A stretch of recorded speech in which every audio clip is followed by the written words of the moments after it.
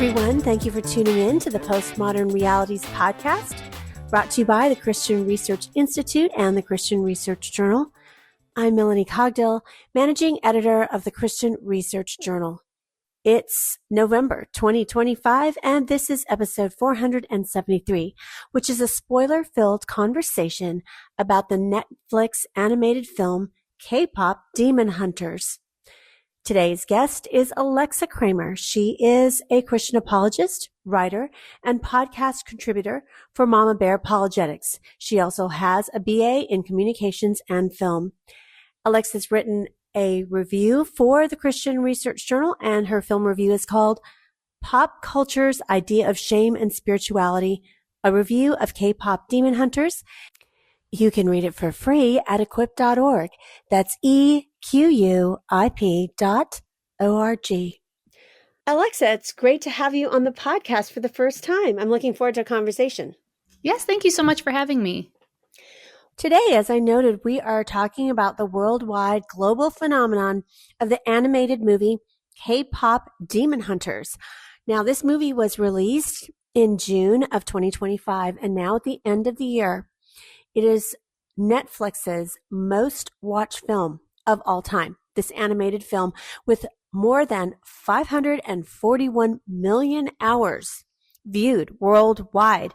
Not only that, because it combines this kind of K-pop music aesthetic to it, the songs that are in the movie have been incredibly popular, particularly two of them, Golden being the most popular song, and then the other one called Soda Pop being sung by these, imaginary animated K-pop bands. And so the original song Golden topped the USA Billboard Hot 100 for 8 weeks. And then the same song was very big on the global Billboard charts for 4 months. So not only that, it's made a theater run where they had sing-alongs and people showed up and sold out theaters for that. And it's really become this big, huge hit, which probably, is related to the dominance of Korean popular culture as kind of a global export from Korea. And in earlier years before COVID, there was BTS. There's also was really popular with Squid Game, which was a K-drama kind of pretty violent series. And if you weren't listening to Postmodern Realities back when we covered it, we have a whole episode on Squid Game and also an article available free on equip.org. And we talked about that. And now Squid Game has finished its run. I think it had 3 particular seasons and they're done. I don't know if there'll be spinoffs, but anyway, that was huge. And also the Korean boy band BTS started some of the dominance before COVID. So it's not just this entertainment. It's been really this global export in the cultural zeitgeist of Korean popular culture. And that's why we're talking about it today, because it has become so big. And really how they've pushed it out as well, and social media has been trending, is that even real life famous K-pop singers have covered the song Golden and then posted it on social media like TikTok, YouTube, Instagram, and those things have gone viral with millions of views. And famous boy bands have covered the dances by these animated groups and then uploaded those videos to social media. So it's really, kind of taken hold, and it's been very popular with audiences in the United States, particularly younger people, like kids, like elementary, middle, high school kids. And so that's why we want to talk about it today, just the influence of this and then the ideas behind it, the Eastern worldview. Now, also, if you have missed, I'll mention this later on too, a little bit more in depth, but we have covered some of these ideas about an Eastern view of demons, how that's different in their worldview, in an Eastern view than a Judeo-Christian worldview. And I did that with Phil Talon years ago when we covered the film Demon Slayer, which is also a Japanese animated series. So that's available too at equip.org. But Alexa, why do you think that K-pop Demon Hunters has really resonated with such a wide audience? I mean, not just wide, a global, worldwide audience. Yeah, it really is amazing the impact this movie has had, which it's a cartoon movie. It appears to have been made for kids. It's on the Netflix Kids app. And yet you see such a diverse audience. It's worldwide, it's men and women, children of all ages. And so I think there's several reasons. I think that, well, the creators have said that when they set out to create this movie, they intended to make a film for adults, but that kids could watch. So they wanted to make a movie that they themselves would want to watch as, grown-ups. And so I think that really, they accomplished their mission. They really made a movie that had a plot and themes that appealed to adults and not just kids. And they were still shocked though by the insane amount of popularity this movie has gained. So I think another aspect is that they wanted to differentiate this movie, which is, we'll talk about the plot in a little bit, but it really is a girl power movie. But these girls that are the main characters of the movie are very relatable characters. Oftentimes, these kind of superhero female characters, they have this very kind of poised look. I think especially I don't know a lot about anime, but I think they drew from anime. The girls, they have this poised professional look, or just kind of this perfect standard. But in K-pop Demon Hunters, they wanted to show the very realistic teen girl kind of personality aspect. So the girls, they binge on junk food. That's like a big theme in the movie. Their faces, they use animation to make them make ugly faces sometimes. And it's supposed to be comical, but it's supposed to kind of be relatable to the real girl who, yes, they can be dressed up and beautiful, but then they can be funny. And they wanted to make the girls just very funny and relatable. So I think people resonated with that. But the main thing that really blew this movie up and reached such a wide audience is the music. The music is really what drives this movie. So it is the K-pop genre, which, if people don't know, K-pop is Korean pop. And the main characters are in a K-pop girl band. And what's amazing is that this is a fictional K-pop girl band whose music has topped the Billboard charts. So their music has surpassed the music of real K-pop bands on the charts.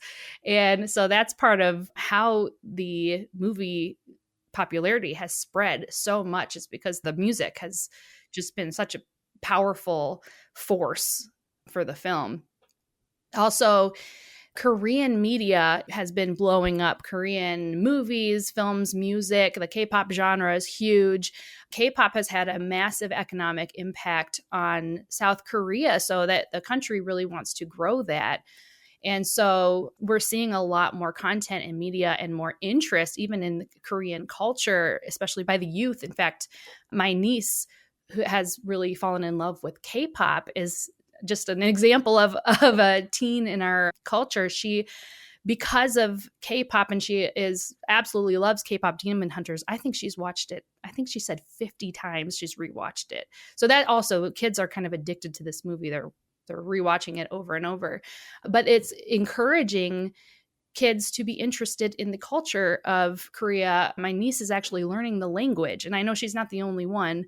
So the media that's being put out is really growing an interest in Korea. And so the Korean government is investing money into these types of things. In fact, they're investing money into some of their high schools for K-pop education to get students interested in this industry.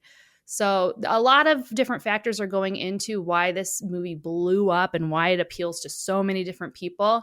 But it is pretty amazing. I would say that Korean culture has kind of been growing as a worldwide phenomenon, but K-pop Demon Hunters has taken it to a new level, especially to the younger generation.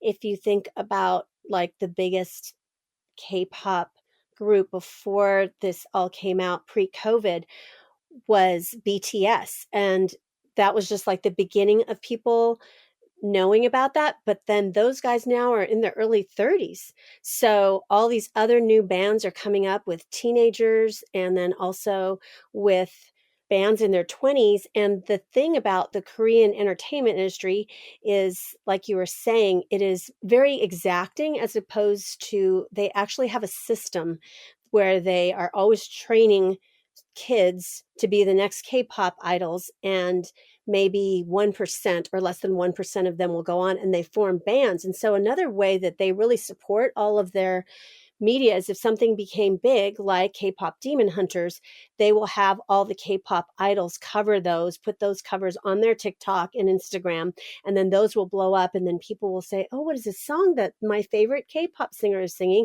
And then they'll realize it's from K-pop Demon Hunters. And so it's this big kind of industry that is very meticulous, is what I'd say, almost to like a military level.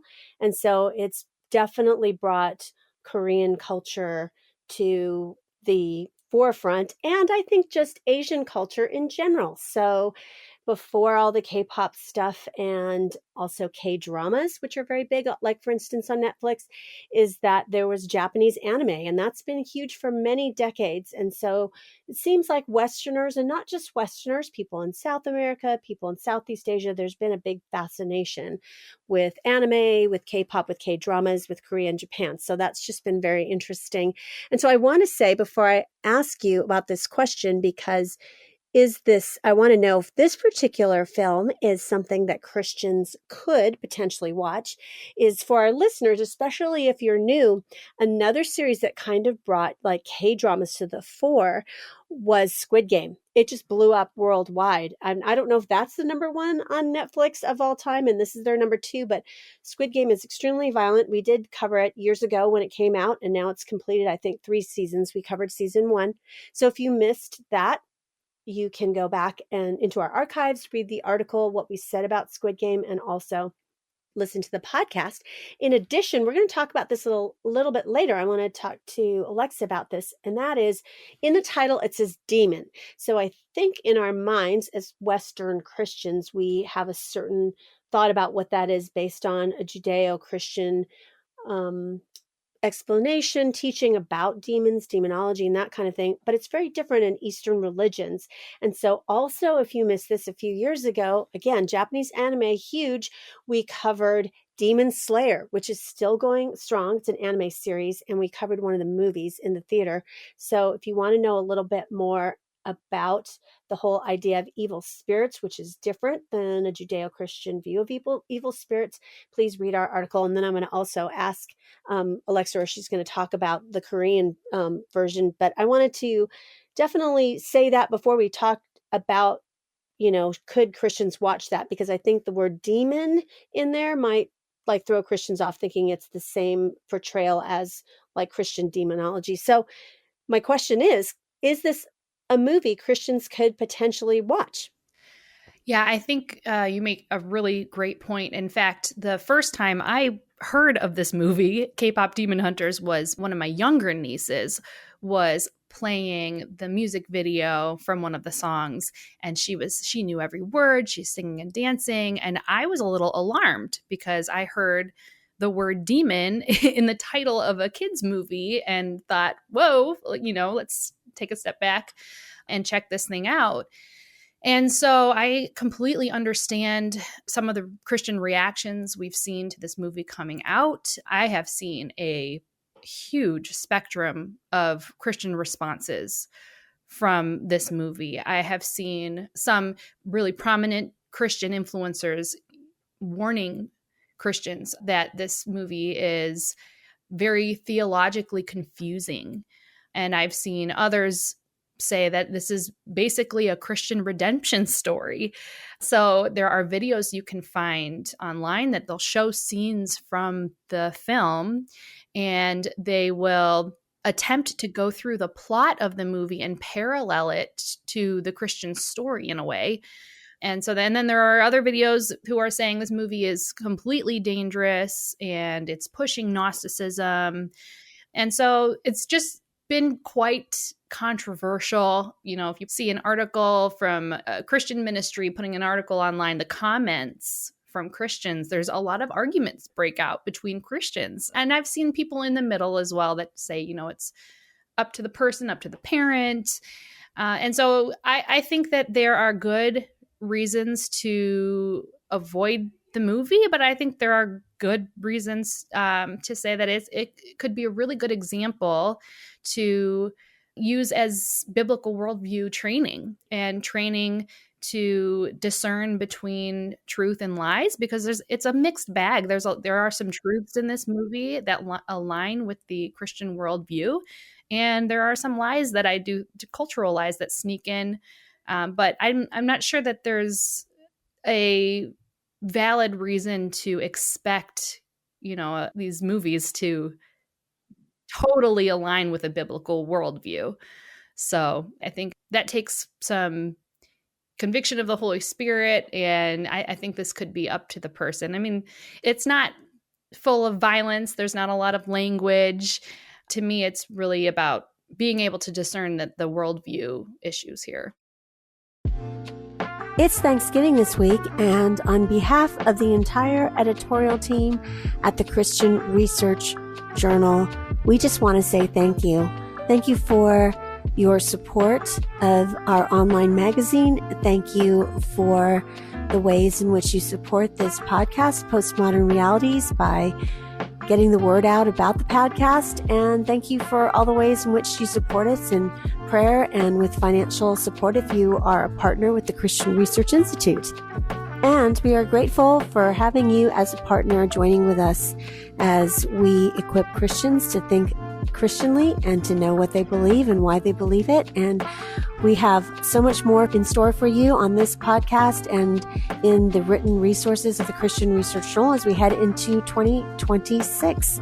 So on behalf of everyone here, I just want to wish you a very happy Thanksgiving with family and friends.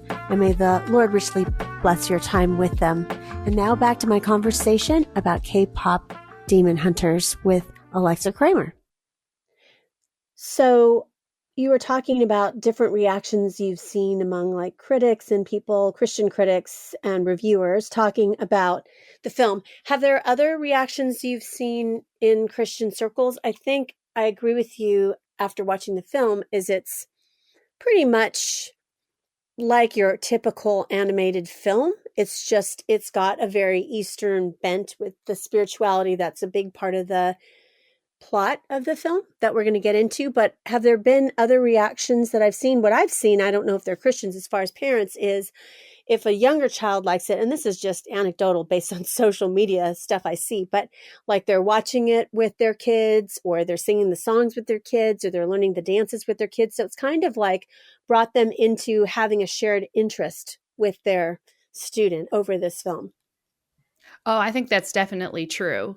I mean, anything that both the parent and child can watch to get like bond over together, I think is a big appeal.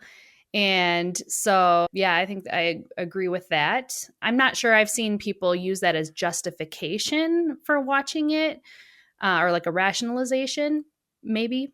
I'm not sure I've seen that, but I can definitely see the appeal for that. And I will say that even though the main characters are girls, I see that there's an equal amount of girls and guys that like it.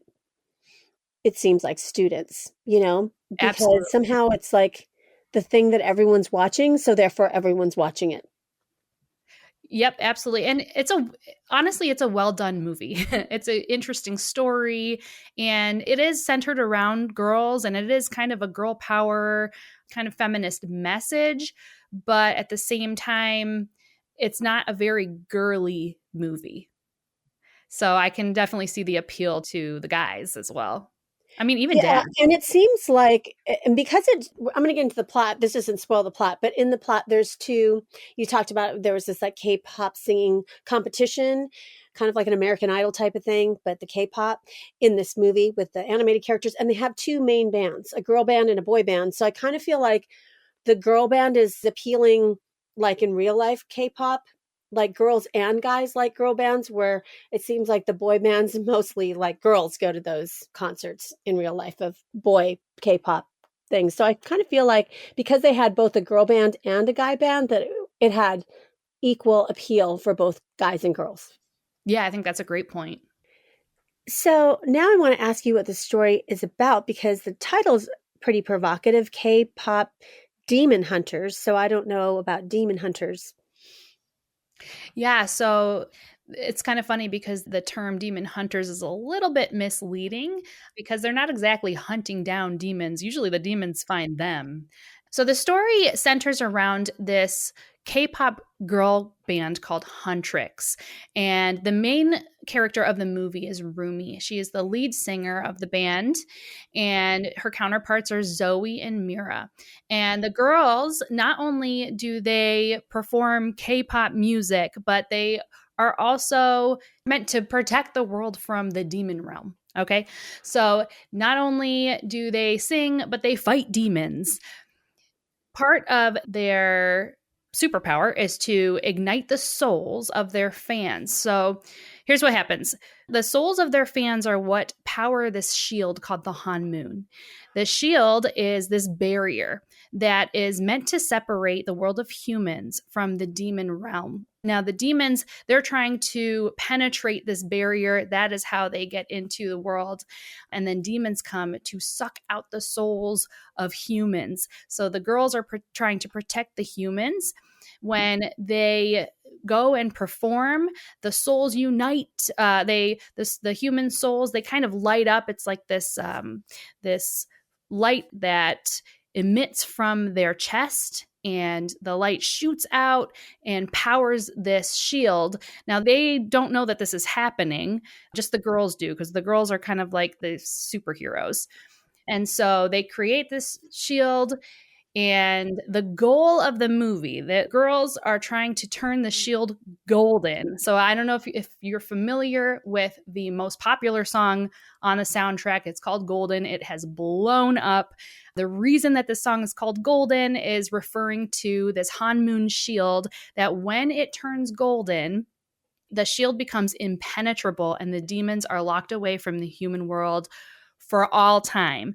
And so that is what they are aiming for. So the girls, the more they perform, the more they ignite the souls of their fans, the stronger that shield becomes, and the demons can't get through. And so there is this character in the demon realm, Gima. It's spelled Gwi. I think it's pronounced Gima. And he is kind of like the satanic figure. He is He's the like the god of the main demon underworld. of all demons or something. Yes, and he's this fiery. He doesn't have a body. He's just fire. He's a fire and a mouth, like a mouth of Oh, like fire. Sauron in Lord of the Rings. Yes. Oh, yeah. I didn't make that connection, but yeah, I think that's a good connection there. So he is the one who is sending out these demons, which are kind of like his minions. And there is a demon. His name is Genu. He's another main character of this film, who he is being tormented. He is a demon, but he is tormented by his past, and he wants to forget his past. So he makes a deal with Gima that he will be lead singer of a demon boy band called the Saja Boys. And they are going to go and steal the Huntrix fans to weaken the fans and weaken the Han Moon. And that way, Gima and his demons can eventually come in and take over the whole world. So now we have the Huntrix girl band, and they are competing with this Saja Boys demon boy band. And it turns out that Rumi, we find out that, am I able to say some spoilers here? Spoiler alert. Oh, yes. This is fully spoiler territory, as I noted in the intro. Great. So Rumi has demon patterns. So all the demons in the movie have these purple patterns on their body. Well, Rumi has these patterns since she was born, because we find out that she is part demon. So her dad presumably was a demon. Her mother was a demon hunter, and we're not given the answers to that backstory. So maybe that could come along in a sequel. But she is fighting this shame. She has to hide her patterns. Her aunt raised her to cover that up. And the goal is to turn the Han moon golden, because when that happens, they assume that the patterns will go away and she can be, free from that. But the more that she hides and lies the fact that she is part demon, the more that the patterns spread. So once the patterns hit her throat area and her neck, it starts to affect her voice. But her voice is what is needed in order to ignite the human souls to power the Han moon. So now we have the problem that her patterns are affecting her ability to protect the people. And so it turns out that she has to deal with this problem of the patterns. And she kind of finds this connection with Jinu, the lead singer of the Saja Boys Demon Boy band, to where she starts to kind of fall in love with him. And they make that connection there. So yeah, that's the first part of the story without getting into the solution just yet. So, what about the story itself and its themes? Is that a movie suitable for kids, and like what ages? Could an elementary kid see it, or just like middle school, high school kids? I think people are going to have a variety of opinions on this. I would say, well, first of all, just from, evaluating the movie as a movie, it's fantasy, it's a musical, it's an action comedy, it has some violence, but it's not gory violence. On the surface, I would call it big kid friendly, because there are some scary demons, there are some scary images, and I personally don't think it is appropriate for young children.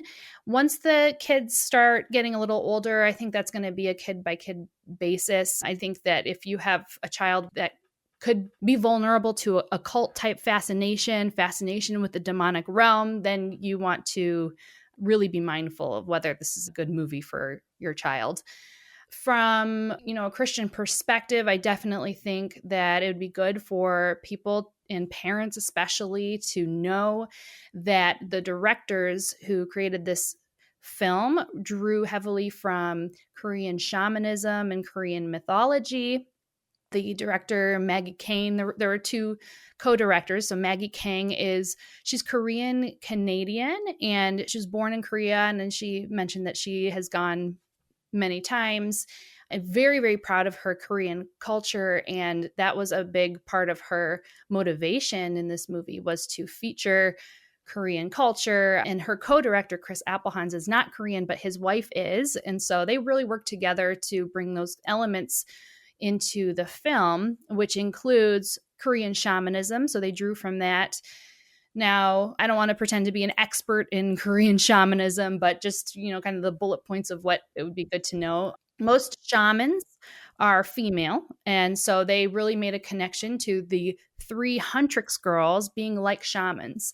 And so it's a worldview that kind of includes a pantheon of spirits. There's not really a clear distinction of good and evil spirits. Some are benevolent, some are malicious, some are tricksters, and so on. But the shamans, they often use music and dance and other rituals to create a connection between humans and the spirit realm. And their goal is to kind of unite people and bring good fortune to their lives and to the community. And so it's just good to know, I think, that there is some of that kind of occultish, very Eastern worldview things baked into the film. But it's also something to consider, is that they're using that as inspiration to tell the story. I'm not sure that they're trying to spread that worldview, like push that. I'm not sure, but there is a bit of a difference. Like the demon hunters in the movie, they're not seeking necessarily to connect the people with these spirit beings. They're trying to create a shield, to create a barrier to the demon realm. So I just wanted to point out that difference. But we also see, this is a movie that is centered around demons. I mean, that's a huge theme in the movie. So do we want our kids to be watching movies and thinking about demons? It's just something to consider. As I understand it, in Korean mythology, not all demons are inherently evil beings. They're not necessarily like the fallen angels in Christian theology. There's a myriad of spirits.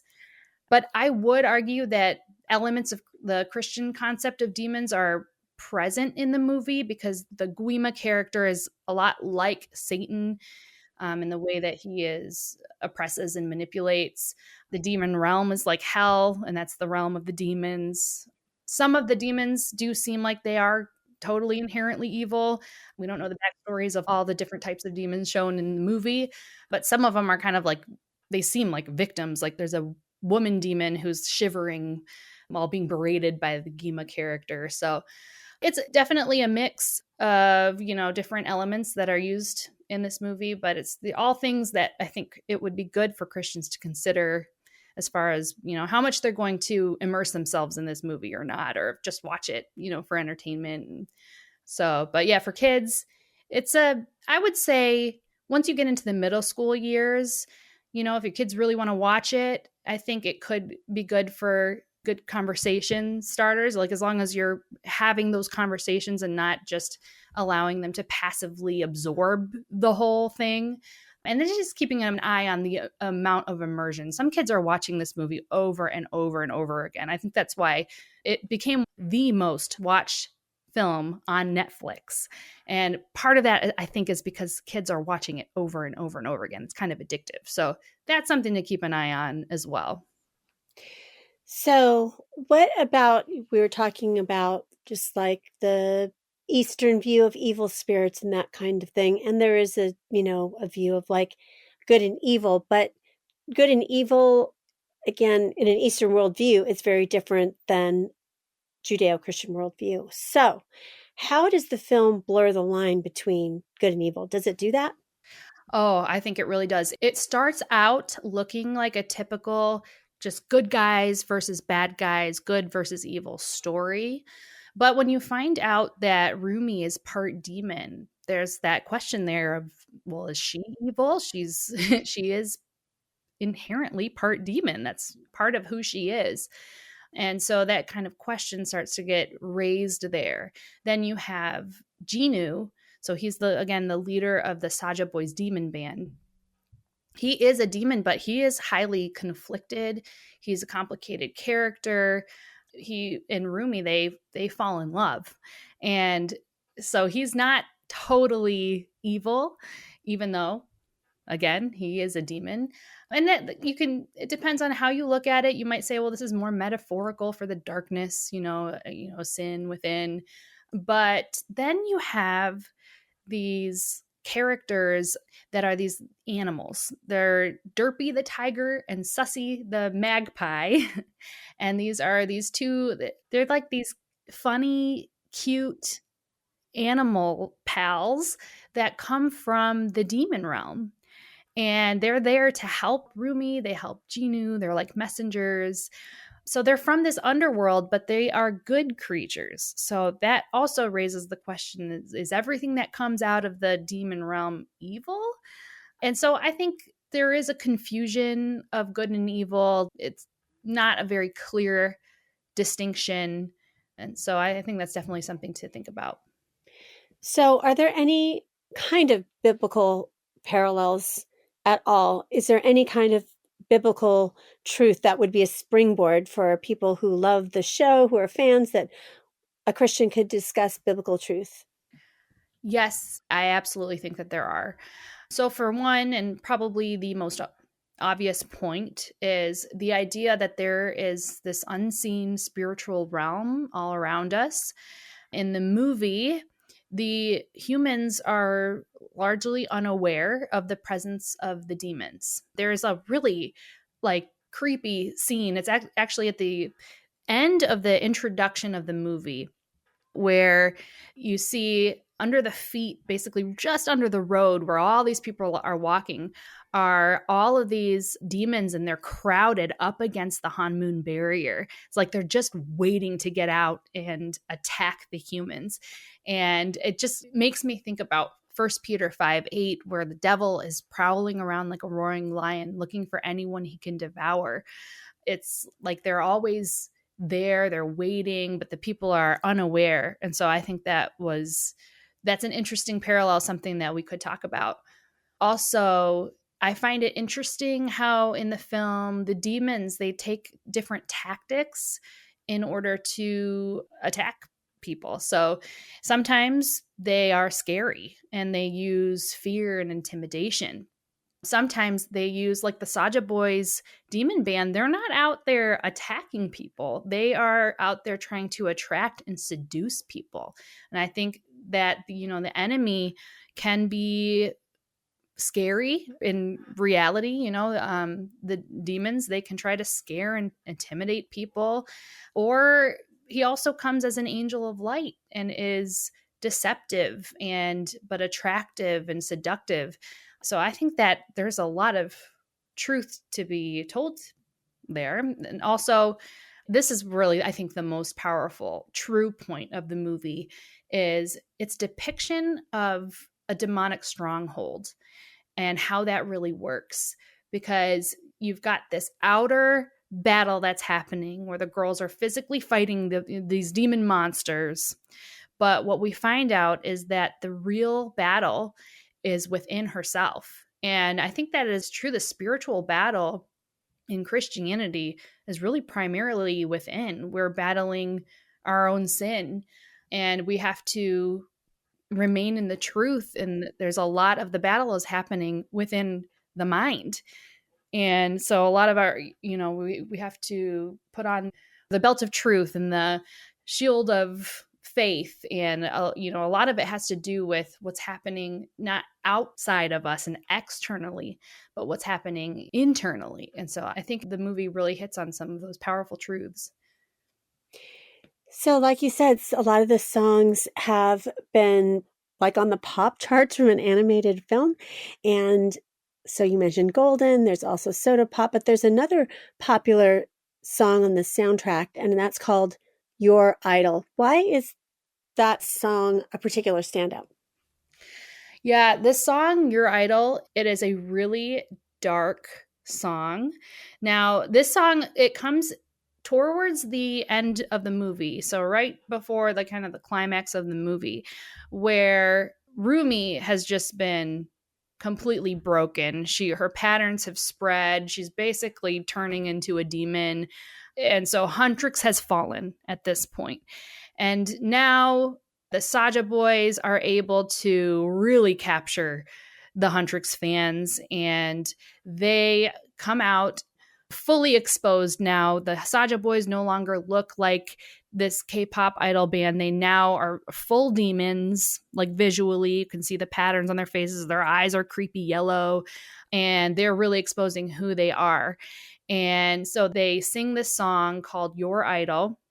Now, what's interesting is the songwriter, EJ, of this, she wrote this song.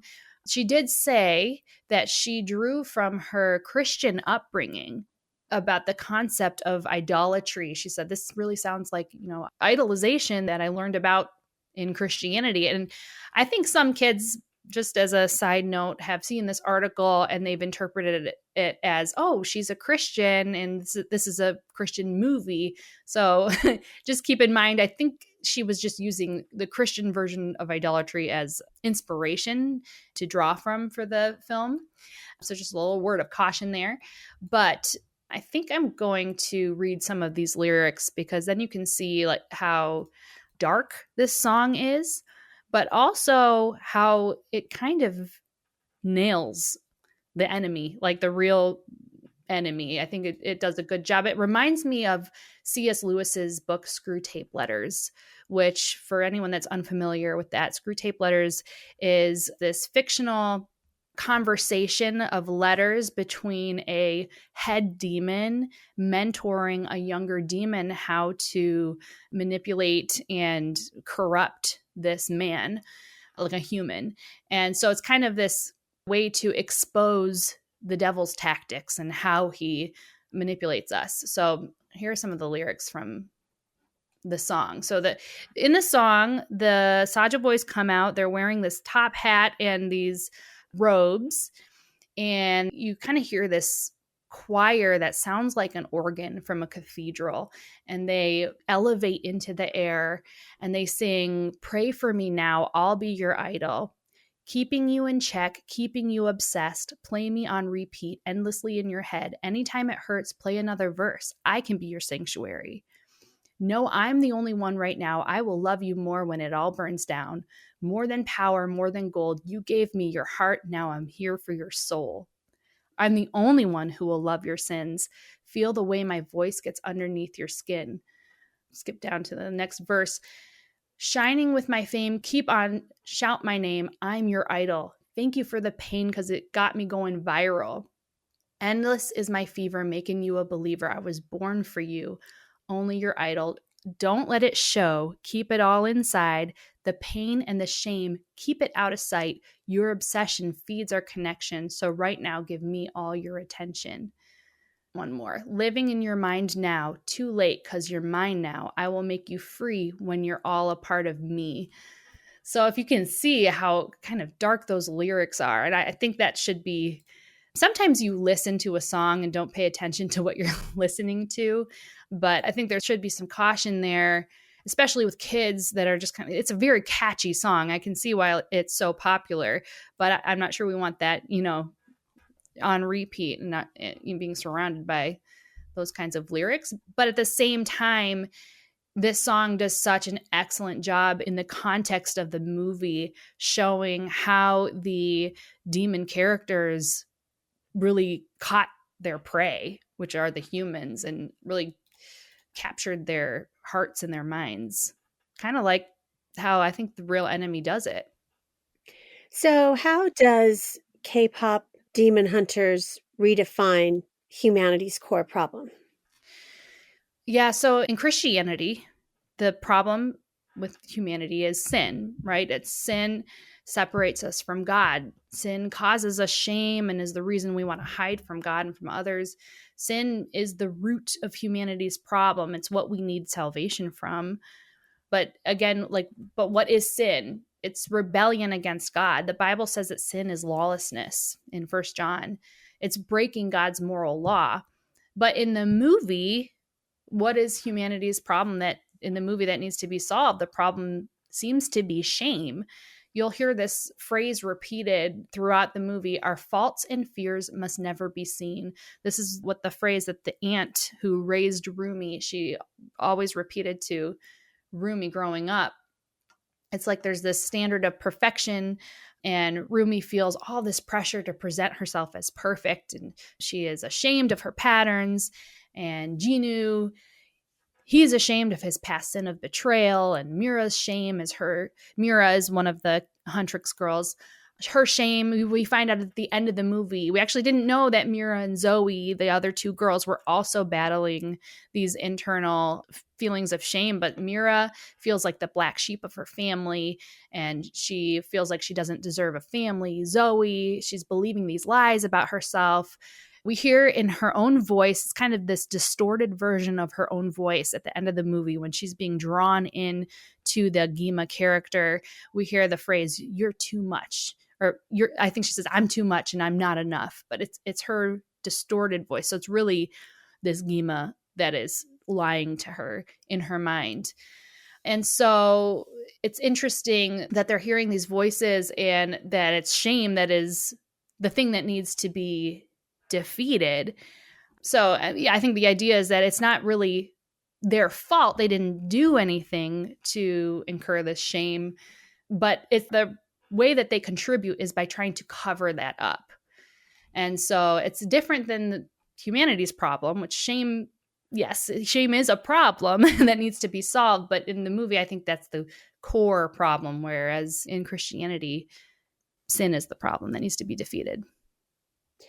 So you were just talking about shame. Are there different types of shame or different sources of shame? And if there are, why would it be important to distinguish between different kinds of shame?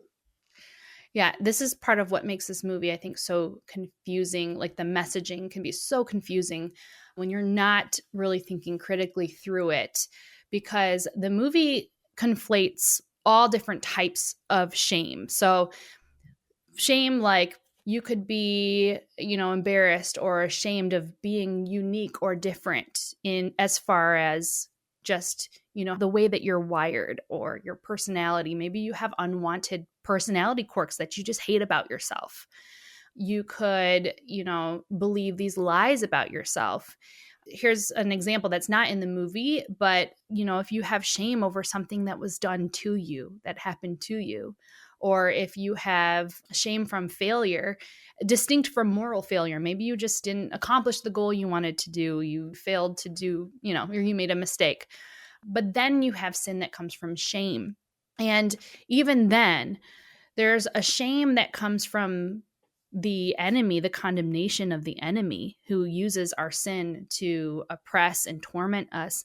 But then there's also the shame that comes from the conviction of the Holy Spirit. And that kind of shame can actually be good when we respond to the Holy Spirit and we discover, the freedom that he offers. And when you are conflating all these different types of shame, especially when you sneak in shame that comes from sin, and then you try to offer a one-size-fits-all solution to that, that I think is where the real problem is, that can really confuse people. Because yes, of course, we want to defeat shame. We want to be free from our shame because it's so destructive, unless it's the shame from the Holy Spirit. But when we sneak that part in with the rest of everything that you could feel shame over, I think the enemy can get a foothold there, because now you're not using the biblical solution. You are using this, it calls for a different solution than what Christ would offer.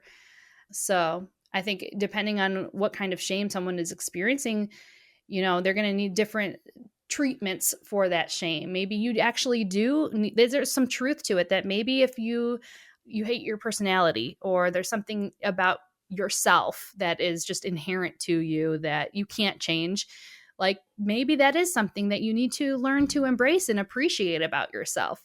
But that's never the case with sin. And so when those things get conflated, that gets problematic.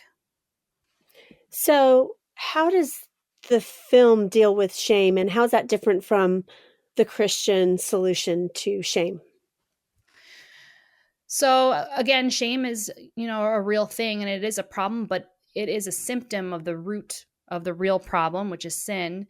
And so really sin needs to be defeated in order for shame to ultimately be defeated.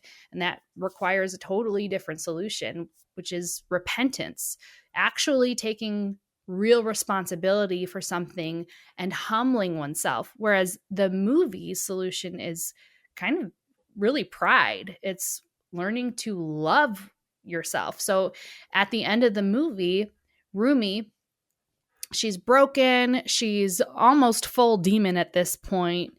And she realizes that that she needs to accept all the different parts of herself in order to finally defeat Gima at the end.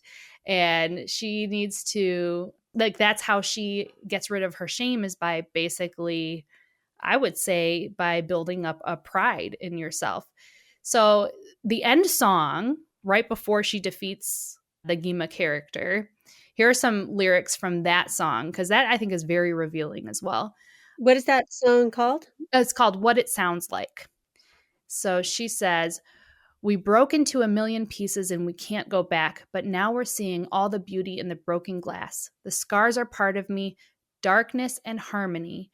My voice without the lies, this is what it sounds like. Why did we cover up the colors stuck inside our head? Get up and let the jagged edges meet the light instead. Show me what's underneath, I'll find your harmony. Fearless and undefined, this is what it sounds like." So really the difference here is pride. The movie is saying, find pride in your whole self, accept the dark parts of you. And Christianity is saying, no, it's humility. It's humbling yourself before God. There is an acceptance of, you're not all that. you're not perfect. And that realization is part of it. But then we don't build this wall of, well, that this is just who I am, because that's more prideful. It's this is who I am, and coming to God and allowing him to now give us a new self and remake our heart. So just the movie about accepting who you are, the dark side, the light side, and just like, accepting that person's identity and loving all of them for who they are in embracing both the dark and the light, which is kind of an Eastern, like yin yang type of thing, like there's Absolutely. darkness and light together and we can make them harmonious. But does that kind of a message that the film has, is it in conflict with the Christian worldview? Yeah, I think it ultimately is. So there's a scene where Rumi, right before that song that I just read the lyrics to, she confronts her aunt and she yells at her, "Why can't you love me?" And the aunt yells back, "I do." And she says, "All of me." And when she says all of me, her voice distorts into this demonic sound, and all around her erupts this like demonic light.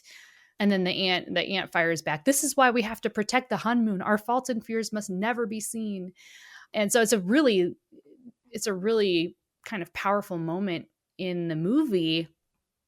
And it just resonates, I think, with our culture right now, because that is such a popular message. That's this love me for who I am message is everywhere.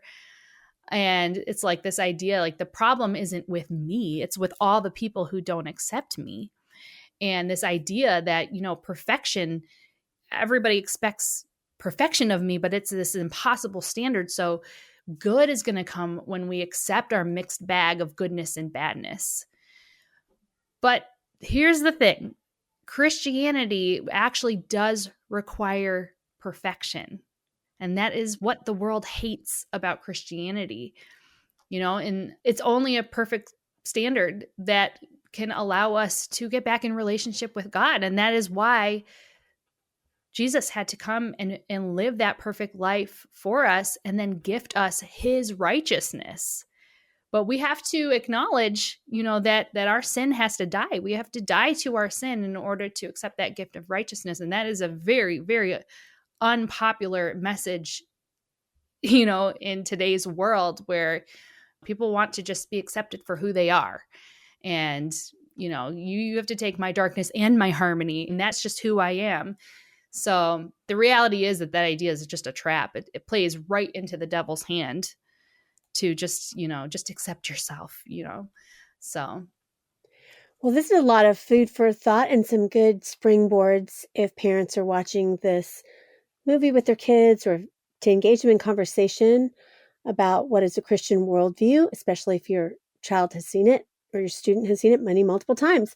Well, Alexa is a new guest on our podcast, so we're going to ask her some rapid fire questions. So, Alexa, what is your favorite meal? Oh, pasticcio, actually. It's a Greek dish.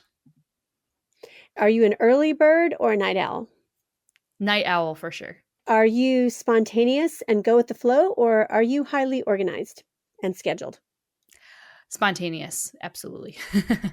Well, it is Thanksgiving this week, so what is one of your favorite Thanksgiving side dishes? Thanksgiving side dish. That one is a good question, because I always look forward to the pasticcio. Probably the mashed potatoes. Well, that sounds delicious. So thanks for being a guest on the Postmodern Realities podcast. Thank you so much for having me. You've been listening to episode 473 of the Postmodern Realities podcast. Today's guest was Alexa Kramer. She has written a film review for the Christian Research Journal, and her review is called Pop Culture's Idea of Shame and Spirituality, a review of K-pop Demon Hunters. And you can read it for free at equip.org. You won't want to miss out on subscribing to the other podcasts from the Christian Research Institute. We have the Bible Answer Man podcast, which is published Monday through Friday with the best of the week on Saturday. It's hosted by CRI President Hank Hanegraaff and is available wherever you get your favorite podcasts. In addition, Hank has a podcast called Hank Unplugged.